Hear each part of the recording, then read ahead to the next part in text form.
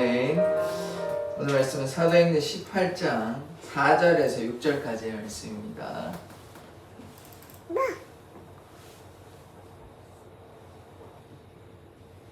사도행전 18장 4절에서 6절의 말씀을 저와 여러분이 교독하도록 하겠습니다. 안식일마다 바울이 회당에서 강론하고 유대인과 헬라인을 권면하니라. 실라와 디모데가 마게도냐로부터 내려오매 바울이 하나님의 말씀에 붙잡혀 유대인들에게 예수는 그리스도라 밝히 증언하니. 6절 같이 읽겠습니다. 그들이 대적하여 비방하거늘 바울이 옷을 털면서 이르되 너희 피가 너희 머리로 돌아갈 것이요 나는 깨끗하니라. 이후에는 이방인에게로 가리라 하고. 아멘. 하나님, 바울이 주님께 순종하며 믿음으로 나아갔던 것처럼 우리가 믿음으로 순종하는 삶 살게 하여 주시옵소서. 예수 그리스도의 이름으로 기도드립니다. 아멘. 지금 바울이 계속해서 이제 사역을 감당하고 있습니다. 2차 전도 여행이었고 어제 브리스길라와 아굴라를 이렇게 만났습니다. 만나서 이제 텐트 만드는 일, 이런 일을 같이 하게 된 것입니다. 그래서 어제 좀 이중직에 대해서 자비랑 선교에 대해서 좀 말씀을 드렸는데, 그러니까 요즘은 뭐 어느 정도 규모가 되면 교회에서 이제 이렇게 사례를 하고 이래서 이제 감당할 수 있지만, 이 당시에는 바울이 뭐 후원을 뭐 받는다 하더라도 자기를 위해서 쓰는 것이 아니라 다른 지역을 위해서 쓰는 거기 때문에, 그러면 여행비나 뭐 이렇게 돈은 어떻게 감당해? 자기가 이제 텐트 만들고 이렇게 해서 감당하였던 것입니다. 브리스길라와 아굴라를 만나서 2차 전도행 마지막하고 3차 전도행 초반 정도 이렇게 같이 동역하는 사람을 만납니다. 브리스길라 아굴라는 이 이제 이탈리아, 지금 이탈리아 있잖아요. 뭐 이렇게 신발 모양으로 되는데 거기 있다가 이제 로마에서 추방을 해버립니다. 글라우디오 황제가 이제 좀 찾아보니까 이제 예수님이 돌아가시고 이제 복음이 전파됐잖아요. 그러니까 그런 문제 때문에 유대인들도 싸우고 또 유대인들에게만 전한 게 아니죠. 헬라인에게도 또 로마인들에게 전하니까 그게 좀 문제가 돼가지고 그래서 이제 유대인들은 다 가라, 로마 도시에서는 있지 마라 그래가지고 이탈리아 반도에서 떠나서 지금 고린도에서 와가지고 만나는 장면입니다. 그래서 함께 사역을 하고 바울이 지금 혼자 사역하고 있습니다. 혼자 사역하고 있는데 또 감사하게도 이제 브리스길라 아굴라를 만나서 같이 이제 사역을 하게 되는 것이죠. 자, 그 다음에 어제 이제 이 말씀도 좀 드리면, 랍비, 어제도 말씀을 드렸긴 한데, 랍비가 되려면 이 사람들이 뭐 돈을 받고 일하는 일이 아니에요. 그러면 이 사람들은 뭐 해야 되냐? 자기 스스로 돈을 벌거나 집에 돈이 많으면 또 괜찮아요. 집에 돈이 많으면 괜찮은데, 집에 돈이 이제 충분하지 않으면, 풍족하지 않으면 스스로 돈을 벌어야 되는 것입니다. 이게 참, 그 당시에도, 그래도 율법이라고 하면 우리가 좀 뭐 어떻게 너무 제한적이고 형식적이고 이런 것만 있다고 생각할 수도 있지만 또 좋은 것도 많이 있는데, 이 랍비를 보면 이들이 돈을 탐하지 아니하게 해서 스스로 이제 돈을 버는, 바울 같은 경우에는 이제 천막을 짓게 됐고, 바울도 이제 랍비가 결국 되려고 가말리엘 문화에서 이렇게 공부를 해서 랍비가 되는 그런 코스를 밟았는데 뭐 그렇지는 않았죠, 결과적으로는. 그런데 다른 랍비들은 뭐 했냐면 옷을 재단하는 거나 아니면 뭐 신발을 수선하거나 아니면 나무꾼 뭐 이런 식으로 해서 스스로 돈을 버는, 뭐 이렇게 어떤 경우에는 뭐 굉장히 제한적이긴 한데 양치기 하던 사람이 랍비가 되는 경우도 있고. 그래서 지금 무엇을 얘기하냐면 랍비들이 이제 스스로 돈을 충당했다, 이렇게 이제 바울과 같이 이런 것이 있었다. 바울은 이제 다소에서 이제 천을 만드는 그런 것을 이제 천을 만드는 도시이기 때문에, 그래서 이제 천막을 만드는 일을 그 당시에서 배웠고, 그래서 랍비도 이게 이제 스스로 이제 돈을 충당하는 그런 것이 이제 연관되어서 이제 바울이 결국은 이렇게 천막을 만드는 일이 이제 도움이 된 것이죠. 지금 그래가지고 그거를 해서 스스로 자기가 돈을 벌어가지고 어떤 생활비는 일부는 뭐 물론 뭐 신세를 지기도 합니다. 루디아에 가기도 하고 또 야손에 가기도 하고 그렇습니다. 그 돈이 충분하지가 않잖아요. 그러니까 그렇게 하긴 하지만 어제도 말씀을 드렸지만 바울이 자신의 돈이 일부 있었을 것입니다. 어느 정도 있었는지는 성경에 나와 있지 않기 때문에 우리가 알 수가 없으나 로마 시민권자고 로마 시민권자라고 하면 명예와 돈이 분명히 있기 때문에 돈이 없이는 얘기할 수 있는 일이 아니거든요. 그러니까 어느 정도 재력을 갖추었으나 자신의 재력 이런 거는 이미 하나님의 나라를 위해서 다 썼다고 봐야 되는 것입니다. 뭐 이상한 데 쓰지는 않았을 것입니다. 왜냐면 회심한 이후에 바울은 전혀 이제 뭐 자기 욕심을 따라 사는 사람이 아니거든요. 그러니까 초대교회와 같이 자신도 이제 뭐 그런 내용이 전혀 없습니다만은 우리가 추측해 보면 로마 시민권자고 그 당시에 그런 상황을 본다면 이 사람이 다른 이웃을 위해서, 전도를 위해서, 선교를 위해서, 하나님의 나라를 위해서 아낌없이 다 썼다. 그래서 그 위에는 뭐하냐? 자기가 스스로 천막 만들어가지고 그 돈으로 자기의 이제 사역을 감당하고 있는 것입니다. 자, 4절 보겠습니다. 안식일마다 바울이 회당에서 강론하고 유대인과 헬라인을 권면하니라. 이 원래 하던 일이었잖아요. 회당에 가가지고 헬라인과 유대인에게 복음을 증거하고 권면하는 일, 이런 일을 지금 계속 감당하고 있습니다. 아데네에서는 좀 안 좋은 기억이 있어요. 복음이 그렇게 잘 전파되지 않아서 뭐 두 가지가 이유가 있다 말씀을 드렸죠. 우상숭배가 워낙 강하고 또 이제 방식이 논리적으로 좀 하다 보니까 하나님의 능력으로 해야 되는데 그렇지 못해서 좀 열매가 맺지 못했지만 그러나 지금 와서는 또 다른 방식으로 원래 하던 방식으로 그렇게 하고 있습니다.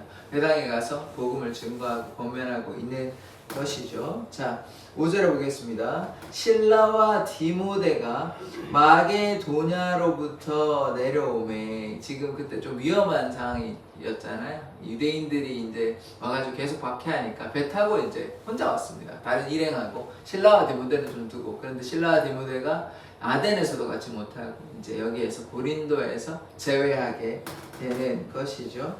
바울이 하나님의 말씀에 붙잡혀 유대인들에게 예수는 그리스도라 밝히 증언하니. 자, 여기 보십시오. 하나님의 말씀에 붙잡혀. 이게 중요한 것입니다. 그러니까 우리가 어떻게 사역을 감당해야 되는 것이죠? 우리가 어떻게 사명을 감당해야 되는 것입니까? 하나님의 말씀에 붙잡혀. 다른 말로 성령의 충만함을 입어 예수가 우리 안에 거함으로. 다 같은 말 아닙니까? 이제 그렇게 하는 사역이 돼야 되지. 우리의 생각으로 이미 우리가 결과를 보았잖아요. 아덴에서 어떻게 했습니까? 논리로 했죠. 뭐 바울의 동기가 불순하다 이렇게 볼 수는 없습니다. 바울이 이렇게 하면 복음이 잘 증거되겠다고 생각했기 때문에 그렇게 하는 거예요. 그런데 결과적으로는 그런 방식이 잘 이제 적용이 잘 이렇게 효과가 있지는 못했죠. 제한적이었는데, 그러나 지금 여기에서는 어떻게 합니까? 하나님의 말씀에 붙잡혀 이렇게 사역을 감당하는 것입니다. 그러니까 뭐 목회자든 누구든 하나님의 사람은 어떻게 해야 되냐면 하나님의 말씀에 붙잡혀 성령의 충만함을 입어 예수 안에 거하며, 그렇게 했을 때 하는 것이지, 인간적인 지혜, 사람의 말의 지혜로 하면요 뭐 아예 효과가 없다 이렇게 보기 힘들지만 굉장히 제한적입니다. 우리가 이미 결과를 보았잖아요. 몇 사람밖에, 아덴에서는 몇 사람밖에 구원함을 받지 못했습니다. 그래서 우리가 그거를 기억한다면 사람의 말과 지혜를 해서는 사실 안 되는 것이고, 물론 우리가 어떤 지혜는 필요하지만 그 바탕에는 뭐가 필요하냐면 하나님을 믿고 신뢰하고 기도함으로 하나님의 역사가 나타나기를 소원하고, 그렇게 하나님의 맡기고 나아가야 하는 것이지, 인간의 지혜로, 인간의 말로 하는 것은 아닙니다. 그래서 하나님의 역사가 나타날 때, 그래서 많은 사람들이 돌아오게 되는 것입니다. 바울이 그러하지 않는다면, 우리도 마찬가지로 그러하지 않는다면 하나님의 역사는 나타나는 것이 아닙니다. 뭐 많이 배웠고 우리가 지식과 지혜로만 하게 된다면 하나님의 역사는 굉장히 제한적인 거나 안 나타날 가능성도 있습니다. 그러나 그게 아니라 우리의 지혜, 우리의 생각으로 하는 것이 아니라 어떻게 해야 됩니까? 하나님의 역사로 해야 되는 것이죠. 우리가 하나님께, 그러니까 우리가 뭐 해야 됩니까? 기도함으로 해야 되는 것이죠. 하나님께 맡겨야 되는 것입니다. 내가 무엇을 알기 때문에, 내가 이것을 깨달았기 때문에가 아니라, 그것도 필요하지만 뭐가 제일 중요한 것입니까? 하나님의 도우심이 필요한 아멘. 것입니다. 그래서 그것이 성령의 충만함이고 그것이 예수와 동행하는 것이기 때문에 그러할 때 나를 통해서 하나님의 역사가 나타나게 되는 것이죠. 우리의 힘으로는 할 수가 없는 것입니다. 우리의 힘으로 되는 것처럼 보여도 잘 되지 않습니다. 아멘. 그것을 우리가 깨달아야 되고, 그리고 우리는 연약함이 있잖아요. 육신의 한계도 있고 우리 감정의 한계도 있고 다 연약합니다. 우리가 그것들을 다 주님께 맡기고 우리가 어떻게 하겠다, 우리가 뭐 계획을 세워가지고 뭐 이렇게 하겠다 하면 되는 것 같아 보여도 그렇지 않은 수가 많습니다. 그러니까 우리가 뭐 하는 게 아닙니다. 제자들이요, 베드로가 뭐라 그랬습니까? 나는 떠나지 않을 것이다. 결국 뭡니까? 자기의 힘으로 나는 뭐 이런 굳센 의지가 있고 이런 마음이 있으니까 절대로 나는 떠나지 않겠다. 그게 무엇입니까? 물론 그 말 자체가 뭐 잘못됐다 이렇게 볼 수는 없죠. 그게 뭐 예수님을 향한 충성심이고 또 예수님을 향한 사랑이지 그게 뭐 잘못된 것은 아니에요. 그런데 뭐가 있었냐? 인간의 의지밖에 없는 거예요. 인간의 의지. 뭐 성령의 도움이나 뭐 그런 건 없는 거예요. 하나님의 역사라고 보기는 좀 힘들죠. 왜냐하면 인간의 의지로 나는 절대로 떠나지 않을 것이다. 그러면 안 떠나야죠. 안 떠나야죠. 인간의 의지가 부족하니까 3번이나 뭐 부인하고 결국은 뭐 예수님을 배반하고 그랬지 않습니까? 베드로가. 그러니까 인간의 의지라는 게 그만큼 약한 것이에요. 예수님 앞에서는 막 당당하게 다른 사람이 다 떠나도 나는 절대로 떠나지 않을 것이다. 그렇게 호언장담하면 뭐합니까? 결국은 뭐 부인하고 뭐 3번이나 부인하잖아요. 그러니까 그것 때문에 괴로워했거든요. 베드로가. 그래서 다시 이제 바닷가에 찾아가가지고 예수님이 네가 나를 사랑하냐 3번 물으시는 거니. 그렇지 상기시켜주는 거예요. 그러니까 베드로가 뭐 눈물을 흘렸다 이런 건 안 나오지만 마음이 괴로웠을 거예요. 그 얘기 들을 때 내가 참 이렇게 3년 반이나 쫓아다녀도 내가 이거밖에 안 되는 존재구나. 그런데 이제 그것을 통해서 완전히 달라지지 않습니까? 부활하신 예수님 만나고 그것을 하나님의 사랑을 깨닫고 그래서 변화되는 모습이 나타나는 것이에요. 그러니까 제가 지금 무엇을 얘기하냐?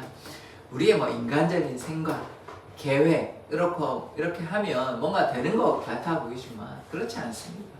우리의 힘으로 할 수 있는 일이 아니에요. 인간적 일이야 뭐 인간적으로 할 수 있습니다. 뭐 그걸 제가 뭐라고 하는 게 아니라 지금 하나님의 일을 감당하는 거잖아요. 하나님의 일은 하나님의 도우심, 성령의 도우심, 예수가 역사해야 되는 것이지 우리의 힘으로 할 수 있는 것은 아닙니다. 그거는 좀 어리석은 행동이에요. 하나님께서 도와주시고 인도해 주신다는 것이 말씀에 다 나와 있는데 그냥 우리의 힘으로 하겠다 이렇게 얘기하면 얼마나 어리석은 행동입니까? 하나님께서 다 맡기면 다 되는데, 어제도 말씀드렸던 바람에 맡기면 되는데 우리의 힘으로 하겠다 그러면 혹은 뭐 바람을 거슬리겠다고 하면 어리석은 행동이잖아요. 그러니까 우리의 모든 삶을 주님께 좀 맡기고 나아가면 하나님께서 인도해 주시는 것입니다. 그래서 하나님의 말씀에 붙잡혀서 우리가 신앙생활 해야 된다는 거, 이게 중요합니다. 자, 6절의 말씀 보겠습니다. 그들이 대적하여 비방하거늘.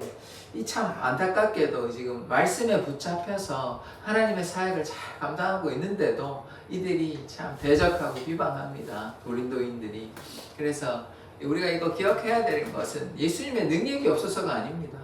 이 바울만 대적한 거 아니에요. 예수님도 대적하고 심지어 어떻게 해서 예수님도 죽였잖아요. 그러니까 우리에게 뭐가 있냐? 고난이 있습니다.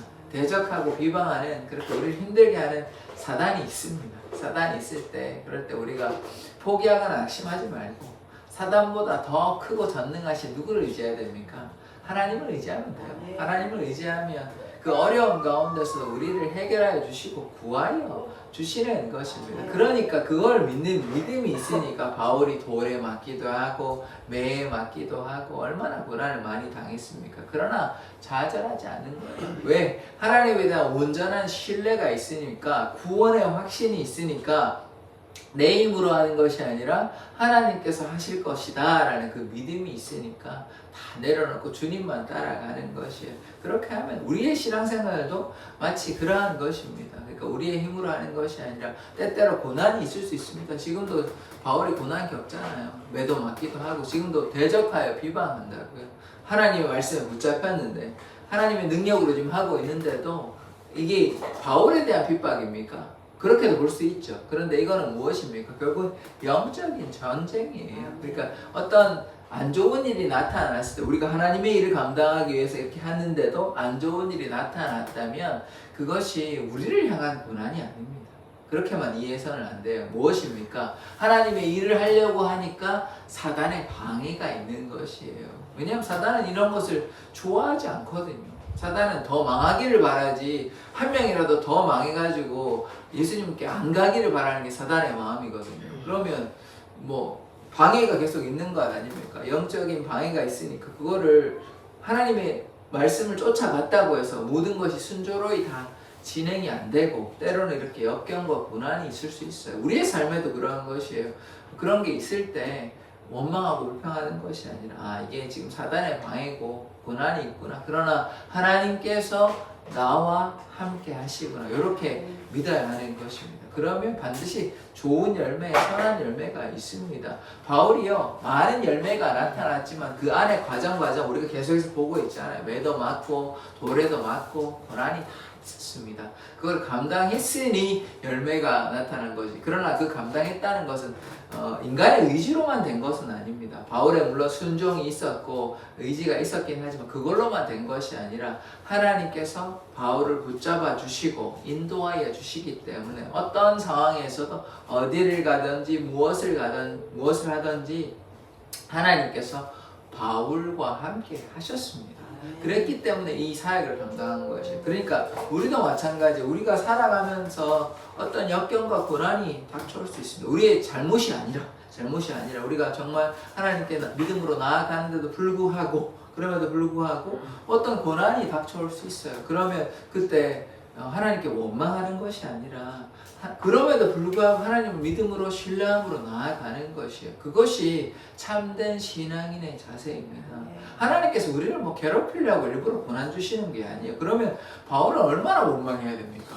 순종밖에 안 했는데 이 뭐 고난이 한두 개가 아니에요. 그러면 바울은 원망투성이잖아요. 그게 아니란 말이에요. 그렇지 않다고요. 사단의 방해가 있는 것이고 우리에게 고난이 있는 것이에요. 그럴 때 뭐 좌절하거나 낙심하는 것이 아니라 하나님 붙잡고 믿음으로 나아가야 하는 것입니다. 그럴 때 이 많은 열매가 맺게 되는 것이에요. 고난이 조금 뭐 닥쳐온다고 해서 뭐 힘들다, 그만하고 싶다, 포기하고 싶다 이러면 안 되고 하나님께서 붙잡아 주시고 인도하여 주시는 것입니다. 하나님께서 절대로 뭐 우리를 일부러 괴롭히시는 게 아니에요. 뭐 이런 경우가 있습니다. 믿음이 연약하고 부족하니까 어떻게 해야 됩니까? 좀 훈련된 군사가 되기 위해서는 그런 훈련이 필요합니다. 그건 시험이 아니고 연단이죠, 연단. 훈련이 필요합니다. 그 어떤 고난이 닥쳐올 때 그 고난을 통해서 어떻게 됩니까? 자라날 수 있죠. 온실속 화초는 고난을 이겨낼 수 없습니다. 그런데 밖에 있는 나무는 비바람, 폭풍도 다 견뎌낼 수 있습니다. 그 차이인 것이에요. 근데 비바람이 폭풍이 닥쳐올 때 왜 이렇게 하냐, 난 온실 속에 들어간다 그러면 못 견뎌내는 거죠. 안 되는 것입니다. 그러나 그걸 견뎌내니까 어떻게 됩니까? 나무가 자라는 것이죠. 우리의 영적인 생활도 그러한 것이에요. 그러니까 훈련 과정이 좀 있습니다. 그럼 어떻게 힘든 것을 그냥 올 때마다 나는 못하겠다 하면 아무것도 못하는 거죠. 바울이 그냥 매 맞고 그때 매 맞을 때마다 돌 맞을 때마다 그냥 그만뒀다면 전도를 어떻게 합니까? 앞으로도 매도 맞고 막 고난이 계속해서 다가오는데 감옥에도 갇혀야 되고 이런 걸 하는데 그냥 돌 한 번 맞았다고 이제 절대로 안 하겠다 그러면 그냥 1차 전도에 하고 끝나는 거예요. 그냥 2차, 3차, 4차는 없어요. 더 이상 전도는 하지 못해요. 근데 그거를 감당했기 때문에 순종했기 때문에 그 다음에 역사도 계속 나타나는 것이에요. 하나님의 역사가 그냥 막 거저되는 게 아닙니다. 우리의 순종도 있어야 되고 때로 훈련받는 것도 필요한 것입니다. 그냥 자, 전쟁을 나가는데 칼을 다룰 수 있는 능력이 없어요. 칼을 줘도 쓸 줄을 몰라요. 뭐 어떻게 써야 될지도 모르겠고 뭐 방법도 모르겠고 전쟁에 할 수 있는 경험도 없어요. 훈련도 안 했어요. 그러면 전쟁에 어떻게 보냅니까? 칼을 쓸지도 모르는데 갑옷도 쓸지도 모르고 아무것도 할 줄 모르는데 전쟁에 어떻게 보냅니까? 지금 이게 무슨 얘기입니까? 지금 영적 전쟁이란 말이에요. 우리가 하나님의 군사인데 말씀도 안 듣고 기도도 안 하고 훈련도 아무것도 안 되는데 뭐 어떻게 전쟁을 합니까? 할 수가 없죠. 그러니까 바울이 지금 영적 전쟁에서 선두에 있는 거예요. 장군처럼 제일 앞에 가가지고 막 싸우고 있는 거예요. 지금 영적 전쟁의 개념으로 보면. 근데 아무런 준비가 안 돼 있어요. 그럼 어떻게 싸웁니까? 백전백패하는 거예요. 아무런 준비가 안 돼 있으니까. 우리의 삶도 마찬가지예요. 준비가 되어서 하나님께 온전히 나아갈 때 우리가 영적 전쟁에서 승리할 수 있게 되는 것이에요. 이게 같은 원리인 것입니다. 그래서 결론은 뭐냐? 훈련이 필요한 것입니다. 훈련함으로 우리가 영적으로 성장하게 되는 것이죠. 계속해서 보겠습니다. 바울이 옷을 털면서 이르되 너희 피가 너희 머리로 돌아갈 것이요 나는 깨끗하니라. 이 바울이 옷을 털어버려요. 이 옷을 털어버리는 행위는 무엇이냐면 이제 너희랑 관계없다. 너희 책임 너희가 다 져라. 근데 이게 뭐 나쁘게 볼 것이 아니고 예수님의 제자들은 뭐냐면 신발의 먼지를 털어버린 것이거든요. 그들이 이제 환영하지 않고 받아들이지 아니하니까. 그래서 우리가 무엇을 생각해야 되냐면 우리의 몫이 있습니다. 가서 복음을 전하고 우리가 해야 될 부분이 있습니다. 그런데 그들이 안 받아들였을 때는 우리가 권면 계속 하지만 우리도 물론 계속 해야 되지만 안 받아들이는 것은 우리의 책임은 아닙니다. 더 이상. 그러니까 그들을 향해서 아파하고 기도하고 해야 되는 것이지만 그들을 향해서 우리가 복음을 전했을 때 그들이 받아들이지 않는 건 우리가 어떻게 할 수 있는 영역이 아니에요. 그래서 지금 어떻게 합니까? 옷의 먼지를 털어버리는, 옷을 털어버리는 거죠. 그렇게 이제 좀 안타깝긴 하죠. 뭐 바울은 그래도 열심히 복음을 증거하기 위해서, 영혼 구원하기 위해서 이렇게 돌아다니지만 안 받아들이는 사람은 억지로 어떻게 할 수가 없는 것입니다. 지금 고린도에서 어떻게 합니까? 대적하고 비방합니다. 대적하고 비방하니까 뭐 어떻게 하겠습니까? 계속 그거를 설득한다고 되는 것도 아니고 뭐 방법이 없기 때문에 그래서 뭐라고 해요? 너희 피가 너희 머리로 돌아갈 것이다. 나는 깨끗하니라. 이게 좀 거의 뭐 저주에 가까운 심판의 경고입니다. 어떻게 하겠습니까? 예수님 안 믿으면요 분명히 심판이 있어요. 심판이 있어요. 뭐 우리가 심판이 없다면 다 천국에 간다면 뭐 굳이 뭐 이렇게 할 필요 있습니까? 예수 믿을 필요 있습니까? 없잖아요. 그게 아닙니다. 분명히 천국은 존재하고 천국만 존재하는 것이 아니라 영원한 형벌이 있습니다. 그렇기 때문에 우리가 예수님께 순종하는 것이지 형벌이 없다면 또 형벌의 장소 지옥이 없다면 뭐 이렇게 할 필요 없죠. 누구나 다 천국에 갈 거니까. 뭐 천국에 안 가더라도 적어도 지옥은 안 갈 수 있으니까. 지옥이란 존재가 장소라는 게 없기 때문에 그렇지 않습니다. 그렇지 않습니다. 그러니까 우리가 예수님을 잘 믿어야 돼요. 지금 안 믿은 그 결과가 너희 피가 너희 머리로 돌아갈 것이라 이렇게 되는 것이에요. 뭐 이건 성경이 분명히 얘기하고 있습니다. 성경이 뭐 사랑만 강조되어서는 안 돼요. 물론 하나님의 무한하신 사랑이 있지만 뭐가 있습니까? 공의, 정의가 있어요. 예수님께서 십자가에 달려 돌아가신 이유가 뭐냐면 죄에 대한 형벌이거든요. 예수님은 죄가 없으신 자이시지만 우리의 죄 때문에 죄에 대한 대가, 형벌을 누가 담당하셨습니까? 예수 그리스도가 담당하셨어요. 그러니까 공의가 있단 말이에요. 공의. 처벌이 있단 말이에요. 그냥 넘어가는 게 아니에요. 그냥 말로만 그냥 사해줄게 이게 아니고 거기에 대한 처벌이 있단 말이에요. 처벌이. 그래서 구약에 뭡니까? 많은 제사가 있었잖아요. 제사를 하나님이 기뻐하시지 않았어요. 제사 자체를 기뻐하신 게 아니에요. 그게 아니라 너희 죄가 이렇게 피가 나오고 생명이 끊어지는 것처럼 이렇게 괴로운 거다. 그래서 좀 죄를 범하지 마라. 그런 것을 알려주시기 위한 수단이에요. 네, 그런데 그러니까 우리도 마찬가지예요. 우리가 예수님을 믿고 신뢰하고 나아가야 되는 것입니다. 범죄할 때마다 어떻게 예수님의 피의 공로를 의지하고 우리의 죄를 사해달라고 회개함으로 나아가야 하는 것입니다. 예수님께 나아가지 아니하면 분명히 내 피가 내 머리로 돌아갈 것이다. 이 경고의 말씀, 심판의 말씀이 이 사람들에게 해당되는 것이 아닙니다. 예수님을 믿지 올바로 믿지 아니하는 사람들, 온전히 따라가지 않는 사람들에게도 이러한 경고의 말씀이 다 적용이 되는 것입니다. 그래서 예수님을 온전히 믿고 믿음으로 나아가야 하는 것이죠. 그래서 그 뒤에 어떻게 하냐면 이후에는 이방인에게로 가리라 하고 지금 화가 나가지고 두 번째 화가 났습니다. 아테네에서도 유상이 많은 거 보고 화가 났는데 요번에는 좀 표현을 합니다. 대적하고 비방하고 그때는 좀 그냥 속으로 좀 삭혔다면 요번에는 겉으로 표현을 해요. 왜냐하면 대적하고 비방하니까 거의 뭐 저주에 가까운 너희 피가 너희 머리로 돌아올 것이다 이렇게 얘기해요. 그런데 우리가 뒤에 또 이제 내일 나올지 그 다음에 나올지 모르겠는데 한번 보면 어떤 일이 있냐면 고린도에서 1년 6개월 또 머뭅니다. 지금 이방인에게 가겠다라고 얘기를 했는데 안 가고요. 안 가고 고린도에서 머물러가지고 복음을 계속 증거합니다. 그러니까 이 뭐 바울의 연약함이라 그럴까요? 이제 바울도 이제 완벽한 사람은 아니니까 화가 날 수 있잖아요.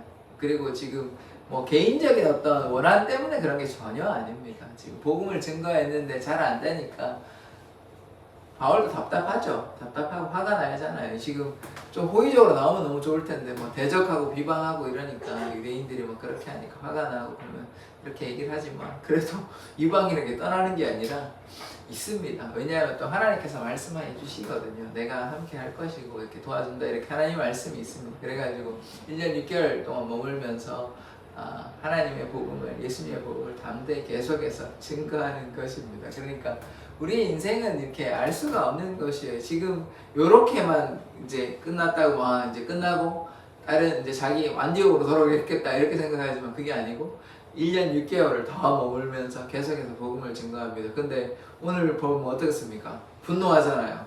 뭐 이럴 수가 있냐고. 그러니까 요즘으로 얘기하면 어디 가가지고 전도했는데 잘 안 되니까 너무 분노해가지고 다시는 뭐 거기 안 가 막 이렇게 했는데 계속 거기에 머물러 있어요. 계속 가가지고 1년 6개월을 했어요. 1년 6개월을 어디를 갔는데 전도하러 뭐 이를테면 뭐 어디를 갔는데 계속 있는 거예요. 안 가고. 그러니까 이런 일인 거예요. 그러니까 우리의 계획으로 우리의 생각으로 하는 것이 아니라 주님께 맡기면 주님께서 그 때에 맞게끔 다 인도하여 주시는 것입니다. 그래서 우리의 삶의 주인이 우리가 아니라 하나님께 맡기고 믿음으로 나아가는 우리의 삶이 되기를 원합니다. 그러면 많은 열매가 맺게 되는 것입니다. 꼭 많은 열매가 맺지 아니하더라도 하나님께 순종하면 하나님께서 우리를 통하여 하나님의 역사가 나타나면 우리가 경험할 수 있습니다. 바울에게만 나타나는 경험이 아니에요. 그러니까 우리가 어떻게 해요? 믿음으로 주님께 기도하고 말씀에 사로잡히고 기도해야 하는 것이죠. 그래서 어제도 제가 뭐라고 말씀드렸습니까? 말씀과 기도가 필요하다. 신앙생활은요, 말씀과 기도로 해야 되는 것입니다. 그 외에 뭐 할 수 있는 게 없어요. 할 수 있는 게. 말씀과 기도가 받침이 돼야 그것을 통해서 영적으로 성장하고 그래야 하나님의 복음을 증거하는 삶을 살아가게 되는 것이지. 말씀과 기도가 되지 않는 상황에서 기도도 안 하고 말씀도 안 하는데 신앙생활하고 전도한다. 그거는 좀 앞뒤가 좀 안 맞는 경우입니다. 뭐 한두 번은 할 수 있을지 모르겠지만 말씀과 기도가 받침이 돼야 되는 것이에요. 그것이 영적인 힘인 것입니다. 하나님을 사랑한다면 말씀과 기도로 나아가야 하는 것이에요. 하나님의 사랑을 표현하는 방식은 그 두 가지 외에는 뭐 예배라는 것이 있지만 예배가 뭡니까? 예배가 우리 찬양하는 것도 있지만 말씀과 기도하는 거 아닙니까? 예배하는 내용을 보면 말씀과 기도가 있는 것이에요. 물론 하나님 찬양도 뭡니까? 하나님께 곡절을 해가지고 기도하는 것이잖아요. 하나님을 높여드린 것이기도 하지만 결국은 다시 말해서 말씀과 기도가 하나님을 사랑하는 방식이에요.